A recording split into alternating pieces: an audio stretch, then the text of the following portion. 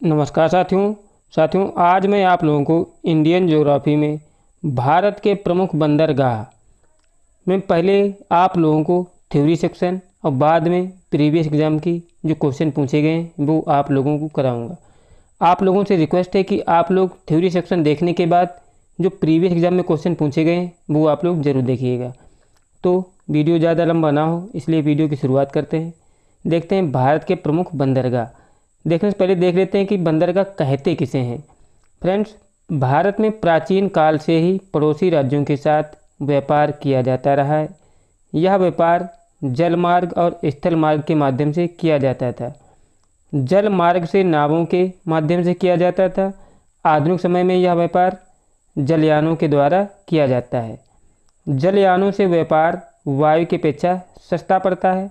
व्यापार करने के लिए क्या होता है, नदी या समुद्र के तटों पर कई प्रकार की सुविधा प्रदान की जाती है जिसमें क्या होता है, जिससे जलयानों का आवागमन आसानी से हो जाता है। इन्हें हम क्या कहते हैं, इन्हें हम कहते हैं बंदरगाह। फ्रेंड, बंदरगाह क्या होते हैं, ये नदी या समुद्र के किनारे पर क्या होते हैं, बनाए जाते हैं। इनसे क्या होता है, जलयानों द्वारा माल को एक देश से दूसरे देश या एक राज्य से दूसरे राज्य में भेजा जाता है। फ्रेंड्स, ये होती बंदरगाह की परिभाषा। अब देख लेते हैं कि बंदरगाह कितने प्रकार के होते हैं। ये भारत में कितने प्रकार के बंदरगाह हैं। फ्रेंड्स, भारत के प्रमुख बंदरगाह अगर देखा जाए, भारत में 13 बड़े बंदरगाह एवं 200 छोटे बंदरगाह हैं। कितने भारत में अगर पूछा जाए भारत में बड़े बंदरगाहों की संख्या कितनी है 13, और 2 से छोटे मतलब 200 क्या हैं, छोटे बंदरगाह हैं। फ्रेंड्स, अगर पूछा जाए कि 13 बड़े बंदरगाह हैं, इसमें सबसे अधिक बड़े बंदरगाह कहाँ हैं फ्रेंड्स, सर्वाधिक बड़े बंदरगाह तमिलनाडु में है। कितने, 3। और अब देखते हैं छोटे बंदरगाह।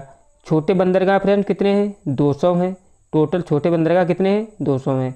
अगर छोटे बंदरगाहों में सबसे अधिक देखा जाए तो किसमें, महाराष्ट्र राज्य में है। कितने, 53 बंदरगाह सबसे छोटे बंदरगाह किसमें, महाराष्ट्र में है। और अगर देखा जाए कि इनकी प्रकृति के आधार पर मतलब बंदरगाह कितने प्रकार के होते हैं। बंदरगाह दोस्तों 2 प्रकार के होते हैं। कौन कौन से, पहला होता है प्राकृतिक बंदरगाह और दूसरा क्या होता है, कृत्रिम बंदरगाह। दूसरा होता है कृत्रिम बंदरगाह। प्राकृतिक बंदरगाह होते हैं ये फ्रेंड्स प्रकृति ने हमको दिए हैं, मतलब पहले से ही बने थे। लेकिन कृत्रिम बंदरगाह क्या है, अपनी सुविधा के लिए इनको बनाया गया है। अब देख लेते हैं फ्रेंड्स बंदरगाह होते कैसे हैं। तो मैं आप लोगों को इस पिक्चर के माध्यम से दिखाना चाहता हूँ कि बंदरगाह होते कैसे हैं। ये आप लोग देख रहे होंगे, ये क्या है, ये एक बंदरगाह है। आप लोग देख सकते हो कि मतलब ये क्या है, इसका जो कुछ हिस्सा जो है ये वाला है, ये समुद्र से लगा हुआ है। और इसमें क्या है, ये खाली जगह जिसमें जल भरा है। इसमें क्या होता है, वाहन ठहरते रहते हैं। और यहाँ पर क्या होता है, इसकी बनावट इस प्रकार की होती है कि इसमें मतलब जो होता है ज्वार भाटा नहीं आता है। और यहाँ से क्या होता है, मतलब जहाज़ को लोडिंग किया था, यहाँ से दूसरे देशों को ले जाया जाता है। ये देखा जाए तो ये कैसा बंदरगाह है, ये दोस्तों ये प्राकृतिक बंदरगाह इस टाइप का होता है। ये प्राकृतिक बंदरगाह है।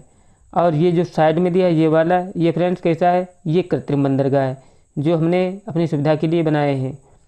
कृत्रिम बंदरगाह भी सुविधा के लिए बहुत ही महत्वपूर्ण और मजबूत हैं। इनको ऐसी जगह पे बनाया जाता है जहाँ से क्या होता है, अन्य देशों के लिए माल सुविधापूर्वक पहुँचाया जा सके। यहाँ पे आवागमन के मार्ग सुविधापूर्वक होते हैं, वहाँ पे क्या होते हैं, कृत्रिम बंदरगाह सुविधा के लिए बनाए गए हैं। ये कृत्रिम बंदरगाह है फ्रेंड्स। अब देखते हैं आगे, देख लेते हैं कि भारत के प्रमुख बंदरगाह। ये मैप दिया है, इसमें देख रहे होगे पश्चिमी तट है। इधर कौन सा है, पश्चिमी तट है। इधर क्या है, ये पूर्वी तट है। पूर्वी तट है। पश्चिमी तट में क्या है फ्रेंड्स, कांडला बंदरगाह, मुंबई बंदरगाह, नाहवा सोवा बंदरगाह, मारमागोवा, न्यू मंगलोर और कोच्चि। ये जो बड़े बंदरगाह हैं इधर दिए हैं। और इधर पश्चिमी तट के हैं। और इधर पूर्वी तट में तुतीकोरन, चेन्नई, एन्नौर और विशाखापत्तनम, पारादीप और कोलकाता, ये क्या हैं, पूर्वी तट के बंदरगाह हैं। अब सबसे पहले हम देखते हैं कि कांडला बंदरगाह। आप लोग पता होगा कि कांडला बंदरगाह कहाँ है, ये गुजरात राज्य में है। अब जो नाम बदल के कर दिया गया, कांडला बंदरगाह का नाम बदल के क्या कर दिया गया, दीनदयाल बंदरगाह कर दिया गया है। यह बंदरगाह भारत विभाजन के बाद विकसित किया गया है। मतलब पहले भारत में कराची बंदरगाह हुआ करता था, लेकिन आज़ादी के बाद जब भारत जो हुआ, वो जो कराची बंदरगाह वो पाकिस्तान में चला गया, तब भारत ने कांडला बंदरगाह को विकसित किया। इससे क्या होता है फ्रेंड्स, स्वतंत्रता पूर्व से पश्चिमी देशों से व्यापार करने के लिए कराची बंदरगाह का प्रयोग किया जाता था। स्वतंत्रता के बाद उसका विकल्प में कांडला बंदरगाह विकसित किया गया, क्योंकि कराची बंदरगाह पाकिस्तान को मिल गया था। इसमें क्या होता है, उत्तर भारत की आवश्यकताओं की सर्वाधिक पूर्ति इसी बंदरगाह से की जाती है। अब देखते हैं अगला बंदरगाह। अगला बंदरगाह हमारा मतलब कौन सा है, मुंबई बंदरगाह। कौन सा, मुंबई। मुंबई बंदरगाह फ्रेंड्स ये कहाँ है, नाम से स्पष्ट है कि महाराष्ट्र में है। और देखा जाए कि यह भारत का सबसे बड़ा बंदरगाह है। भारत का सर्वाधिक व्यापार इसी बंदरगाह से होता है। और मुंबई बंदरगाह को एक और कहा जाता है, क्या कहता है, भारत का प्रवेश द्वार। ये भी क्वेश्चन बहुत ही पूछा जाता है कि भारत का प्रवेश द्वार किस बंदरगाह को कहा जाता है। किस बंदरगाह को कहा जाता है, ये कहा जाता है मुंबई बंदरगाह को। और दूसरा है हमारा नेहावा शोवा बंदरगाह। ये कहाँ है फ्रेंड्स, ये भी महाराष्ट्र राज्य में। ये कैसा बंदरगाह है, ये एक कृत्रिम बंदरगाह है। इसका नाम बदल के दोस्तों क्या कर दिया गया, इसका नाम बदल के जवाहरलाल नेहरू बंदरगाह भी कर दिया गया है। अब ये क्यों विकसित किया गया था, क्योंकि मुंबई बंदरगाह के निकट स्थित है। इसका निर्माण मुंबई बंदरगाह के दबाव को कम करने के लिए किया गया था। आप लोग जानते हो कि मुंबई बंदरगाह बड़ा बंदरगाह है, इस पर ज़्यादा लोड रहता था। इसलिए क्या है, इसके ऑप्शन के लिए नेहावा शोवा बंदरगाह को क्या किया गया था, विकसित किया गया था, जिसके लिए क्या हो कि मुंबई बंदरगाह पे लोड कम पड़े। अब देखते हैं अगले बंदरगाह, मारमा गाँव बंदरगाह। मारमा गाँव बंदरगाह ये कहाँ फ्रेंड्स, इस नाम से स्पष्ट हो है कि मारमा गाँव मतलब ये गोवा राज्य में स्थित है। और यह बंदरगाह जुआरी नदी के मुहाने पर स्थित है। ये क्या है, समुद्र पर नहीं है, जुआरी नदी के मुहाने पर स्थित है। और इसकी खासियत क्या है कि ईरान को लौह अयस्क निर्यात किया जाता है इसी बंदरगाह से। मतलब मारमा गाँव से बंदरगाह से क्या होता है, ईरान को लौह अयस्क का क्या किया जाता है, निर्यात किया जाता है। उसके बाद कौन सा है, न्यू मंगलोर बंदरगाह। न्यू मंगलोर बंदरगाह, ये न्यू मंगलोर बंदरगाह कहाँ है दोस्तों, ये कर्नाटक राज्य में है, न्यू मंगलोर बंदरगाह। और अगला है हमारा कोच्चि बंदरगाह। कोच्चि बंदरगाह कहाँ है, ये केरल राज्य में है। याद रखिएगा कोच्चि बंदरगाह कहाँ है, केरल में है। हम देख रहे हैं दोस्तों, ये जो बड़े बंदरगाह हैं उन्हीं को इसमें हम देख रहे हैं। और अगला हमारा कौन सा है, कोलकाता हल्दिया बंदरगाह। कोलकाता हल्दिया बंदरगाह ये नाम से स्पष्ट है कि ये पश्चिम बंगाल राज्य में है। और इसको बनाया कहाँ गया, ये कोलकाता बंदरगाह हुगली नदी के तट पर स्थित है। और हल्दिया बंदरगाह समुद्र तट पर स्थित है। हल्दिया बंदरगाह कोलकाता का क्या है, सहायक बंदरगाह है। हल्दिया अलग है और कोलकाता बंदरगाह अलग है। अब देखते हैं फ्रेंड्स पारादीप बंदरगाह। पारादीप बंदरगाह बहुत ही महत्वपूर्ण बंदरगाह है। ये कहाँ है फ्रेंड्स, ये उड़ीसा राज्य में स्थित है। कहाँ है, उड़ीसा राज्य में स्थित है। झारखंड और उड़ीसा राज्य को लौह अयस्क यहीं से कहाँ के लिए, जापान के लिए क्या किया जाता है, निर्यात किया जाता है। किससे, पारादीप बंदरगाह से किसके लिए, जापान के लिए लौह अयस्क का निर्यात किया जाता है, याद रखिएगा। अब देखते हैं अगले बंदरगाह। अगला बंदरगाह हमारा दिया है विशाखापत्तनम बंदरगाह। कौन सा है, विशाखापत्तनम बंदरगाह। ये कहाँ है फ्रेंड्स, जो विशाखापत्तनम बंदरगाह है ये आंध्र प्रदेश राज्य में स्थित है। अगर इसकी खासियत क्या है फ्रेंड्स, ये बंदरगाह जो भारत का सबसे गहरा बंदरगाह है। और इस बंदरगाह के निकट क्या है, डॉल्फिन नोज नामक पहाड़ी होने के कारण यह तेज़ समुद्री हवाओं से सुरक्षित रहता है। यहाँ पे क्या है, डॉल्फिन नोज नामक एक पहाड़ी है, जिसके कारण यह बंदरगाह जो होता है समुद्र में तेज़ हवाओं से क्या होता है, सुरक्षित रहता है। इसके बाद हम देखते हैं एन्नौर बंदरगाह। एन्नौर बंदरगाह कहाँ है फ्रेंड्स, ये चेन्नई बंदरगाह के सहायक बंदरगाह है। उसके बाद चेन्नई बंदरगाह क्या है, ये भारत का सबसे पुराना और कृत्रिम बंदरगाह है। अगर देखा जाए चेन्नई बंदरगाह ये भारत का सबसे पुराना और कृत्रिम बंदरगाह है। इसके बाद हम देखते हैं तूतीकोरन बंदरगाह। तूतीकोरन बंदरगाह इसे क्या कहते हैं, इसे चिदम्बरार बंदरगाह भी कहते हैं। यह कहाँ स्थित है, ये मन्नार की खाड़ी में स्थित है। कौन सा, तूतीकोरन बंदरगाह। उसके बाद है पोर्ट ब्लेयर। जो पोर्ट ब्लेयर कहाँ है फ्रेंड्स, ये अंडमान और निकोबार द्वीप समूह में स्थित है। कौन सा, पोर्ट ब्लेयर बंदरगाह। अब देखते हैं फ्रेंड्स प्रीवियस एग्जाम क्वेश्चन देखते हैं कि मतलब जो प्रीवियस एग्जाम में पूछे गए हैं, इनको आप लोग ज़रूर देखिएगा।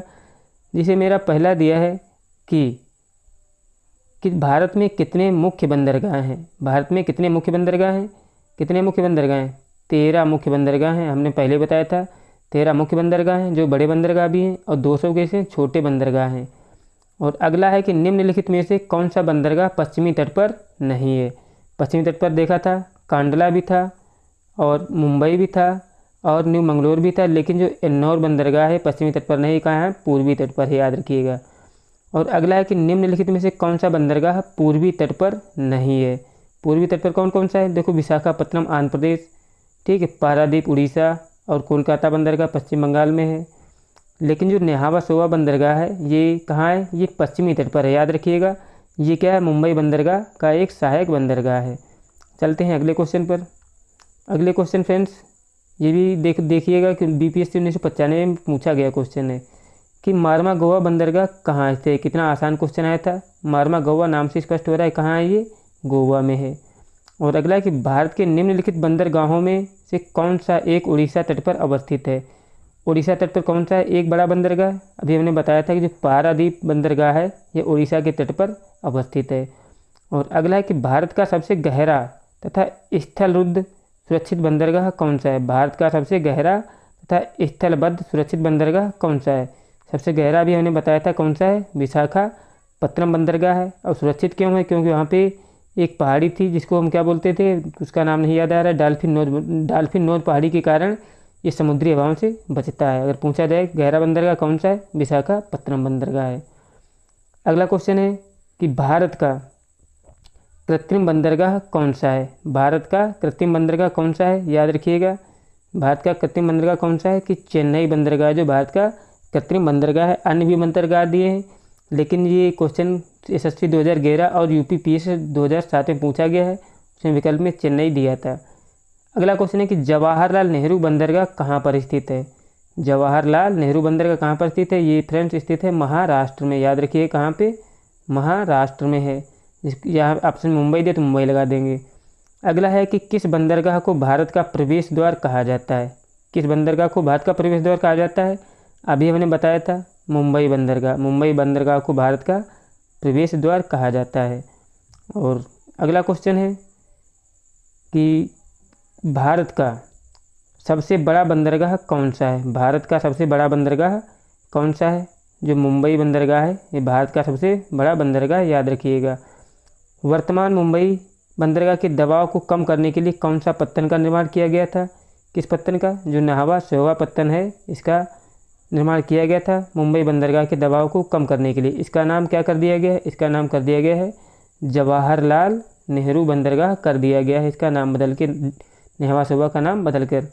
अगला क्वेश्चन है कि स्वतंत्रता के बाद विकसित किया गया पहला पत्तन कौन सा था। स्वतंत्रता के बाद विकसित किया गया पहला पत्तन कौन था, हमने बताया था जो कांडला बंदरगाह है ये स्वतंत्रता के बाद विकसित किया गया पहला बंदरगाह था। क्योंकि कराची बंदरगाह पहले हुआ करता था, कराची चला गया पाकिस्तान में, तो क्या है उसके ऑप्शन में हम लोगों ने कांडला बंदरगाह बनाया था। फ्रेंड्स, मेरे द्वारा कराए गए क्वेश्चन आपको अच्छे लगे तो प्लीज़ मेरा सपोर्ट करने के लिए चैनल सब्सक्राइब कर लें, वीडियो अच्छा लाइक करें और आप लोग बताइए कि अगला वीडियो किस टॉपिक पर बनाना है। जय हिंद, जय भारत।